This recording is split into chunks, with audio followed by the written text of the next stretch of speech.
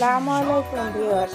আর মাত্র একদিন পরেই তো ঈদ, আর ঈদের আনন্দকে দ্বিগুণ করতে তুলিস হোমমেড ক্যাফের আজকের স্পেশাল ধামাকা, একদম রেস্টুরেন্ট স্টাইলে শাহী ফালুদা। ঈদ মানেই তো মিষ্টি মুখ, আর এই গরমে ঠান্ডা ঠান্ডা ক্রিমি কালারফুল এই ফালুদা এক চামচ মুখে দিলেই মন প্রাণ এক নিমেষে জুড়িয়ে যাবে।